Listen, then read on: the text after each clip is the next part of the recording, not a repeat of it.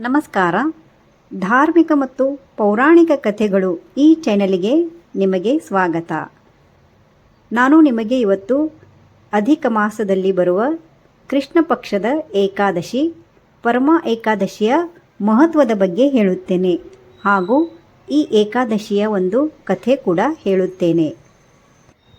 ಈ ಏಕಾದಶಿಯನ್ನು ಪರಮ ಏಕಾದಶಿ, ಕಮಲಾ ಏಕಾದಶಿ ಮತ್ತು ಪದ್ಮ ಹೀಗೆ ಒಂದೊಂದು ಪುರಾಣಗಳಲ್ಲಿ ಈ ಏಕಾದಶಿಯ ಹೆಸರುಗಳನ್ನು ಹೇಳಲಾಗಿದೆ. ಪ್ರತಿಯೊಂದು ಏಕಾದಶಿಯು ಭಗವಂತನ ಅನುಗ್ರಹವನ್ನು ಪಡೆಯಲು ಒಂದು ದಿವ್ಯ ಅವಕಾಶವಿದೆ. ಆದರೆ ಅಧಿಕ ಮಾಸದಲ್ಲಿ ಬರುವ ಪರಮ ಏಕಾದಶಿಯನ್ನು ಎಲ್ಲ ಏಕಾದಶಿಗಳಲ್ಲಿ ಶ್ರೇಷ್ಠವೆಂದು ಹೇಳಲಾಗಿದೆ. ಅಧಿಕ ಮಾಸವನ್ನು ಪುರುಷೋತ್ತಮ ಮಾಸ ಎಂದು ಕರೆಯುತ್ತಾರೆ. ಈ ಮಾಸವು ಸಂಪೂರ್ಣವಾಗಿ ಶ್ರೀಹರಿಗೆ ಸಮರ್ಪಿತವಾಗಿದೆ. ಈ ಮಾಸದ ಕೃಷ್ಣ ಪಕ್ಷದಲ್ಲಿ ಬರುವ ಏಕಾದಶಿಯನ್ನು ಪರಮ ಏಕಾದಶಿ ಎಂದು ಹೇಳಲಾಗಿದೆ. ಪರಮ ಎಂದರೆ ಶ್ರೇಷ್ಠ, ಅತ್ಯುನ್ನತ ಎಂಬ ಅರ್ಥ. ಆದುದರಿಂದ ಈ ಏಕಾದಶಿಯನ್ನು ಆಚರಿಸುವುದರಿಂದ ದೊರೆಯುವ ಪುಣ್ಯವು ಅತ್ಯಂತ ಶ್ರೇಷ್ಠವಾಗಿದೆ. ಪುರಾಣಗಳ ಪ್ರಕಾರ ಈ ದಿನದಂದು ಉಪವಾಸ ಮಾಡಿ ಭಗವಂತನನ್ನು ಭಕ್ತಿಯಿಂದ ಪೂಜಿಸಿದರೆ ಸಾವಿರಾರು ಯಜ್ಞಗಳನ್ನು ಮಾಡಿದ ಫಲ ಸಿಗುತ್ತದೆ. ಈ ಏಕಾದಶಿಯಂದು ಉಪವಾಸ ಮಾಡಿದವರು ಪಾಪಗಳ ನಾಶವಾಗುತ್ತದೆ. ಮನೆಯಲ್ಲಿ ಸುಖ, ಶಾಂತಿ ಮತ್ತು ಸಮೃದ್ಧಿ ನೆಲೆಸುತ್ತದೆ ಹಾಗೂ ಆರ್ಥಿಕ ಸಂಕಷ್ಟಗಳು ದೂರವಾಗುತ್ತವೆ.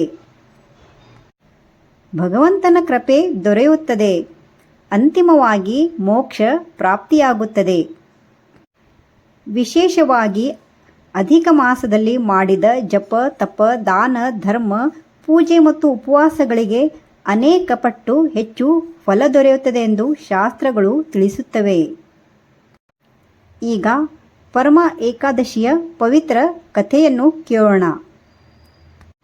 ಈ ಕಥೆಯು ಪುರಾಣಗಳಲ್ಲಿ ಹೇಳಲಾಗಿದೆ.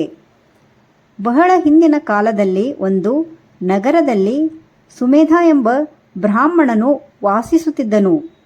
ಅವನ ಪತ್ನಿಯ ಹೆಸರು ಪವಿತ್ರ. ಇಬ್ಬರು ಅತ್ಯಂತ ಧರ್ಮನಿಷ್ಠರು, ಭಗವಂತನಲ್ಲಿ ಅಪಾರ ಭಕ್ತಿ ಉಳ್ಳವರಾಗಿದ್ದರು. ಆದರೆ ಅವರ ಜೀವನದಲ್ಲಿ ಒಂದು ದೊಡ್ಡ ಸಮಸ್ಯೆ ಇತ್ತು. ಅದು ಏನೆಂದರೆ ಅವರು ಅತ್ಯಂತ ಬಡವರಾಗಿದ್ದರು. ದಿನಕ್ಕೆ ಒಂದು ಹೊತ್ತಿನ ಊಟವು ಸಿಗದಷ್ಟು ಬಡತನ ಅವರ ಮನೆಯಲ್ಲಿತ್ತು. ಆದರೂ ಪವಿತ್ರ ಎಂದಿಗೂ ತನ್ನ ಪತಿಯನ್ನು ದೂಷಿಸಲಿಲ್ಲ. ಪವಿತ್ರ ತುಂಬವೇ ಪತಿವ್ರತ ಆಗಿದ್ದಳು. ಅವಳು ಎಂದೂ ತನ್ನ ಗಂಡನಿಗೆ ದೂಷಿಸಲಿಲ್ಲ. ಅವಳು ತನ್ನ ಗಂಡನಿಗೆ ಹೀಗೆ ಹೇಳುತ್ತಾಳೆ, ಇದು ನಮ್ಮ ಹಿಂದಿನ ಜನ್ಮದ ಕರ್ಮಫಲ. ಭಗವಂತನಲ್ಲಿ ಭಕ್ತಿ ಇಟ್ಟುಕೊಳ್ಳೋಣ ಎಂದು ಧೈರ್ಯ ತುಂಬುತ್ತಿದ್ದಳು. ಒಂದು ದಿನ ಸುಮೇಧನು ತುಂಬ ದುಃಖದಿಂದ ಹೇಳಿದನು, ನಾನು ಬೇರೆ ದೇಶಕ್ಕೆ ಹೋಗಿ ಹಣ ಸಂಪಾದನೆ ಮಾಡುತ್ತೇನೆ. ಇಲ್ಲದಿದ್ದರೆ ನಮ್ಮ ಬಡತನ ಹೋಗುವುದಿಲ್ಲ. ಆಗ ಪತ್ನಿ ಪವಿತ್ರ ಹೇಳಿದಳು, ನಾಥ, ವಿಧಿಯಲ್ಲಿ ಇಲ್ಲದಿದ್ದರೆ ಎಷ್ಟು ಪ್ರಯತ್ನ ಮಾಡಿದರೂ ಸಂಪತ್ತು ಸಿಗುವುದಿಲ್ಲ. ಭಗವಂತನಲ್ಲಿ ನಂಬಿಕೆ ಇಡೋಣ. ಗಂಡ ಹೆಂಡತಿ ಇಬ್ಬರು ಧರ್ಮದಿಂದ ನಡೆದುಕೊಳ್ಳುತ್ತಿದ್ದರು. ಅವರು ಬಡತನ ಇದ್ದರೂ ಕೂಡ ಅತಿಥಿ ಸೇವಾ ಮಾಡುತ್ತಿದ್ದರು. ಒಂದು ದಿನ ಅವರ ಮನೆಗೆ ಮಹಾನ್ ಋಷಿಯಾದ ಕೌಂಡಿನ್ಯ ಮಹರ್ಷಿಗಳು ಬರುತ್ತಾರೆ. ಅವರನ್ನು ಕಂಡು ಸುಮೇಧ ಮತ್ತು ಪವಿತ್ರ ಬಹಳ ಸಂತೋಷಪಟ್ಟರು. ತಮ್ಮ ಬಡತನದ ನಡುವೆಯೂ ಅವರಿಗೆ ಸಾಧ್ಯವಾದಷ್ಟು ಆತಿಥ್ಯ ನೀಡಿದ್ದರು. ಋಷಿಗಳು ಇವರ ಭಕ್ತಿ ಮತ್ತು ವಿನಯವನ್ನು ನೋಡಿ ಸಂತೋಷಪಟ್ಟರು. ಪವಿತ್ರಾಳು ತನ್ನ ದುಃಖವನ್ನು ಋಷಿಯ ಎದುರು ಎಲ್ಲ ಹೇಳುತ್ತಾಳೆ. ನಮ್ಮ ಬಡತನ ನಿವಾರಣೆಯಾಗಲು ಏನಾದರೂ ತಿಳಿಸಿ ಎಂದು ಋಷಿಗೆ ಕೇಳುತ್ತಾಳೆ. ಅದಕ್ಕೆ ಕೌಂಡನ್ಯ ಋಷಿಗಳು ಹೇಳುತ್ತಾರೆ, ಅಧಿಕ ಮಾಸದಲ್ಲಿ ಬರುವ ಪರಮ ಏಕಾದಶಿ ವ್ರತವನ್ನು ಆಚರಿಸಿ. ಈ ವ್ರತವು ಅತ್ಯಂತ ಪವಿತ್ರವಾದುದು. ಇದನ್ನು ಭಕ್ತಿಯಿಂದ ಆಚರಿಸಿದರೆ ಎಲ್ಲ ದುಃಖಗಳು ದೂರವಾಗುತ್ತವೆ ಎಂದು ಋಷಿಗಳು ಆ ದಂಪತಿಗೆ ಹೇಳುತ್ತಾರೆ. ಹಾಗೆ ಈ ಏಕಾದಶಿಯನ್ನು ಕುಬೇರ ದೇವನು ಕೂಡ ಮಾಡಿದ್ದನು ಎಂದು ಪುರಾಣಗಳಲ್ಲಿ ಹೇಳಲಾಗಿದೆ. ಇದರಿಂದ ಶಿವದೇವನು ಸಂತೋಷಗೊಂಡು ಕುಬೇರನಿಗೆ ಧನದ ಒಡೆಯ ಮಾಡಿದ್ದನು ಎಂದು ಪುರಾಣಗಳಲ್ಲಿ ಹೇಳಲಾಗಿದೆ. ಏಕಾದಶಿಯನ್ನು ಮಾಡಿದರೆ ಎಲ್ಲ ದೇವತೆಗಳು ಸಂತೋಷ ಪಡುತ್ತಾರೆ.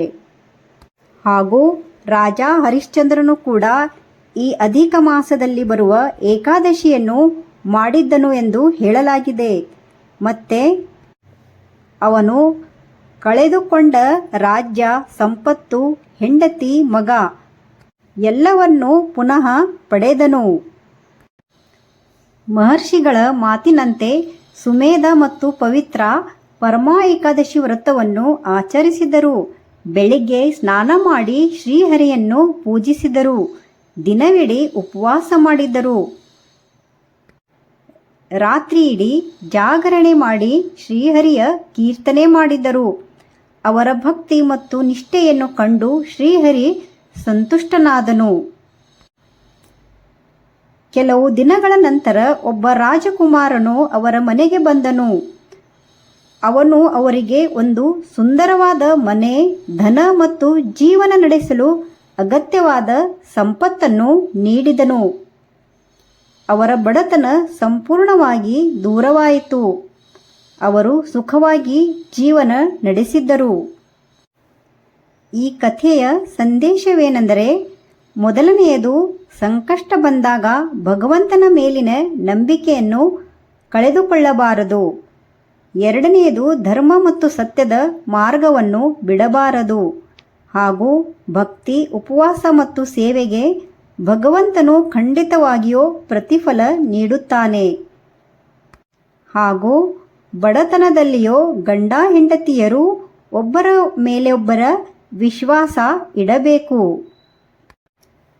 ಶಾಸ್ತ್ರಗಳ ಪ್ರಕಾರ ಪರಮ ಏಕಾದಶಿಯನ್ನು ಭಕ್ತಿಯಿಂದ ಆಚರಿಸಿದರೆ ದಾರಿದ್ರ್ಯ ನಿವಾರಣೆಯಾಗುತ್ತದೆ, ಸಂತಾನ ಭಾಗ್ಯ ಹಾಗೂ ಆರೋಗ್ಯ ಭಾಗ್ಯ ಮತ್ತು ಭಗವಂತನ ಅನುಗ್ರಹ ಇವೆಲ್ಲವೂ ದೊರೆಯುತ್ತದೆ ಎಂದು ಹೇಳಲಾಗಿದೆ. ಹಾಗೆ ದಾನ ಧರ್ಮ ಕೂಡ ಮಾಡಬೇಕು. ಧನ್ಯವಾದ. ಶ್ರೀ ಲಕ್ಷ್ಮೀನಾರಾಯಣನ ಕೃಪೆ ಎಲ್ಲರ ಮೇಲೆ ಇರಲಿ. ನಿಮಗೆ ನನ್ನ ವಿಡಿಯೋ ಇಷ್ಟವಾದಲ್ಲಿ ಲೈಕ್, ಶೇರ್, ಸಬ್ಸ್ಕ್ರೈಬ್ ಮಾಡಿ.